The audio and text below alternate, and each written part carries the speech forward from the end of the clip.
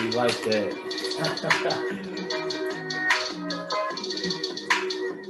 Woo! What's good, everybody? Welcome to the Pull Up Show. My name is BJ Matthews, aka B. Just before you get started, follow us on the YouTube page, the Pull Up Basketball Podcast, Spotify, IR Radio, Twitter, TikTok, the Pull Up Basketball Podcast. Like, share, subscribe, all of our YouTube videos. Hit the notification bell, button, subscribe button. Let's get it popping. All right, man. We are less than 24 hours removed from the game three between the Boston Celtics and the Golden State Warriors. Um, of course, the Celtics won 116 to 100 last night in Boston. Took care of business. I did a live last night.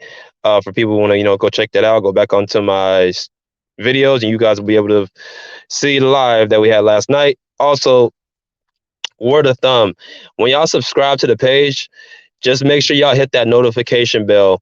So that way, when I go live or when I drop a video, y'all get the alert right away. Y'all don't miss these opportunities to, watch the show live and engage and stuff like that.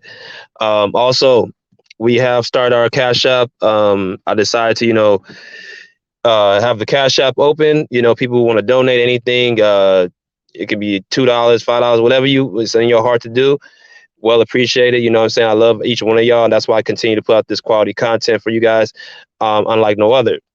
But with that being said, let's get into it. All right, man. We got a question brewing from last night. Actually, it's been brewing, somewhere a little bit sprinkled in and out the playoffs. And the question is Draymond Green, is his show a distraction for the Warriors? Is Draymond Green's podcast show, the Draymond Green Show, actually a distraction for the Warriors and a motivation for the Boston Celtics? Now, like I said, with anything I do, I'm gonna make sure I'll be as detailed as possible. I don't want to be somebody that's out here just giving out, narratives that don't have no type of backup or no type of real declaration. So I want to make sure I just, put that out there. But it's a question that was asked by a reporter last night, basically alluding that Draymond Green, after his, poor performance last night with 4 points, 3 rebounds and 2 assists, shooting bad from the field, getting fouled out. Draymond Green came out and said that was probably one of his worst games of his career, which I definitely agree. And so he took it on the chin, and I respect that about Draymond. He doesn't just talk when it's good. Like one thing I do respect about Draymond is he's there for the smoke, no matter who it is on the court.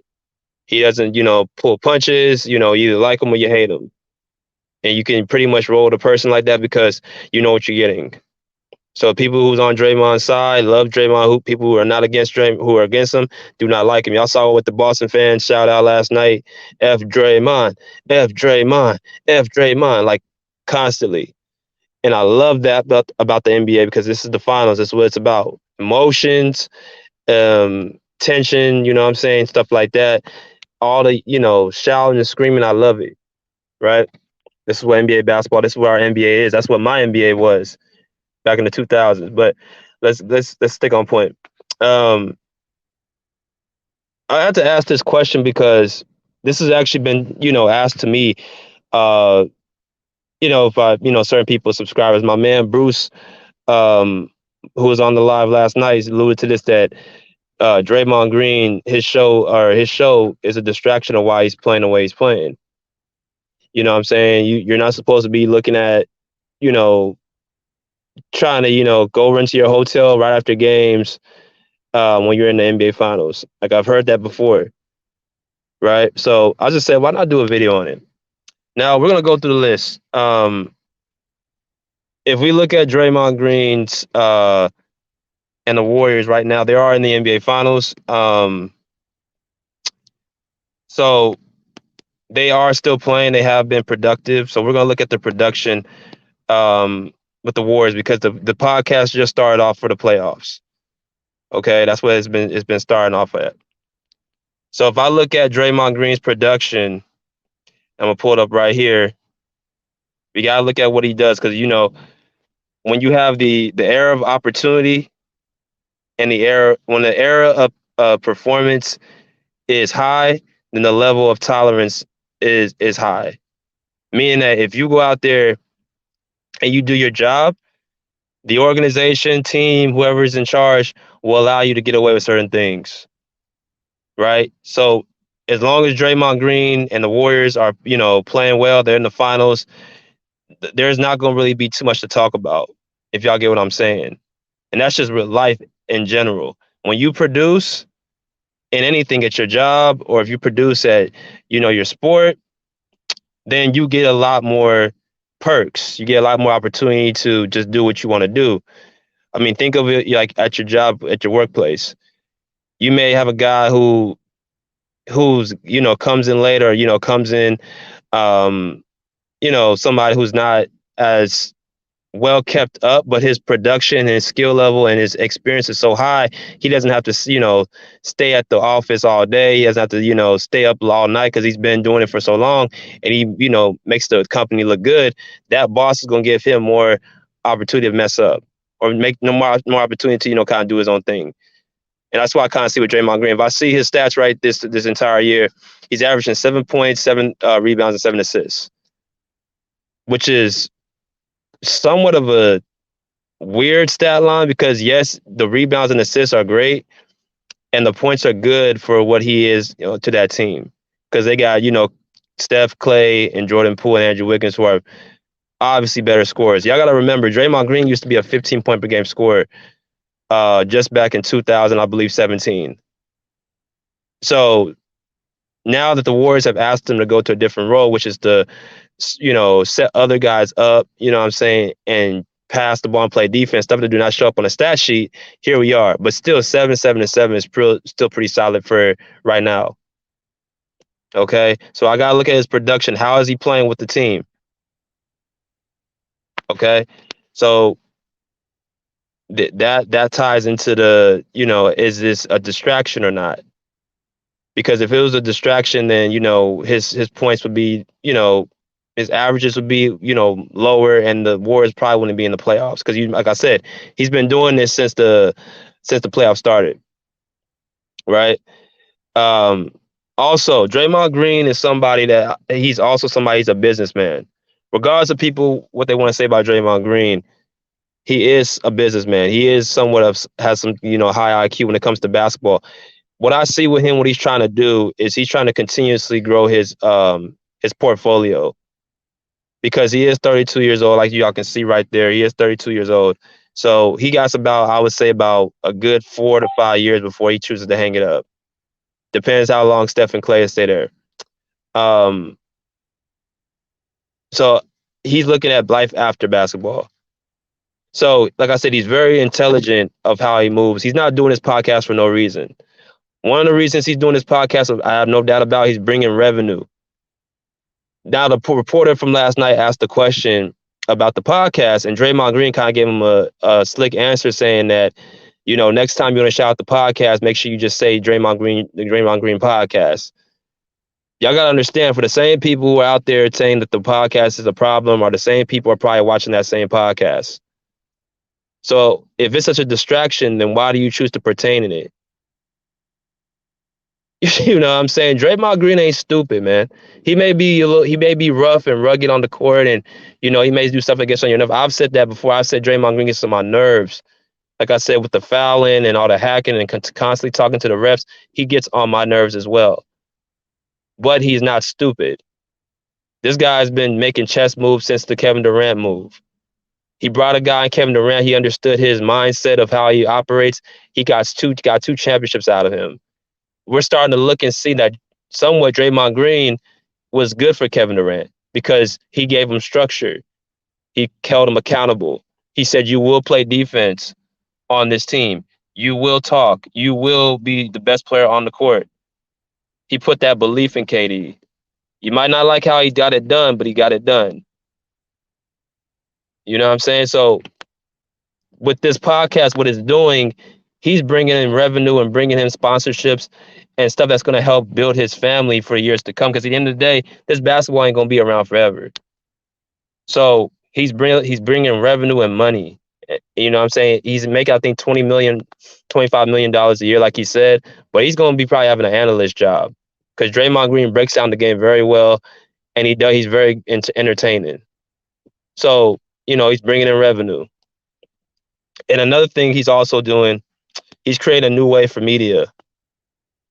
Now we've never seen a player who does this in the playoffs, where they have a game and then right after, not even about a couple hours later, after he does his little post game press conference with the media and the press, he goes straight to his house or his hotel room and does a live podcast, and have it uploaded within a couple hours. Just last night, he did another podcast. You know what I mean? So that's something new, and it's something that people are turning on to listen, man. Like I said, that what he understands publicity and exposure. He knows how to bring in people to listen to his podcast. He even made a quote. He said, "Look, man, you guys, I've told y'all this. We're gonna have this podcast. Win, lose, or draw. We're gonna have it. I'm gonna do it at either my house in San Francisco or at my hotel room on the road. But y'all will get this podcast. You guys will listen." And he was, he ain't lying, man. He ain't lying. He said, "You guys will." He looked straight into the camera and said, "You guys will listen," meaning that he understands the same people, like I just said, who are making a fuss about him doing his podcast are going to be the same people that are going to be watching and tuning in. And as long as he's getting paid, and as long as it's getting exposure and he's good, all publicity is good publicity. See, and that's just life. People like drama sells. You know what I'm saying? Controversy sells. The same people who are going to continuously criticize it are going to be the same people tuning in. Right? So that's nothing. And it's also the reason why he's doing it, because of player empowerment. Let me fix that. I messed up the word player empowerment. 1 second. I spelled it with 2 E's. But player empowerment. Draymond Green is somebody just very similar to LeBron. Now, I want y'all to pay attention to what I'm saying here.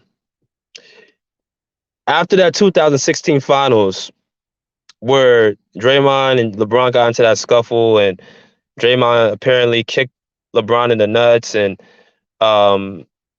he got suspended for game 5 in Golden State. That was something that, really caused some controversy, right, between the two. But the thing is that Draymond and LeBron became business partners because I think they have a common goal, and that's to, empower the players. We're seeing stuff in the NBA we ain't seen before, and that's actually, valuing the players. We're seeing guys getting these, heavy contracts. You're seeing guys being able to move to different teams. You're seeing guys who, like Draymond Green's even starting out with his media. It's going to get more and more wider for, stuff for players. Now there's going to be a person out there, I don't know how soon, but it's going to probably do something similar to what Draymond's doing with these playoffs. Going back to the hotel room or your home room and having a podcast done, giving you guys inside detail to how the players are thinking. Not as far as what they're going to do, but just having that, and tell me that y'all don't want to see a player out there to know what they're thinking. Because what's the difference between him doing it and the media doing it after games? Because he did ask a good question. What do you guys want me to do when I go home? Do y'all want me to go to sleep? Because I'm going to do that. Do y'all want me to watch the film? I'm going to do that.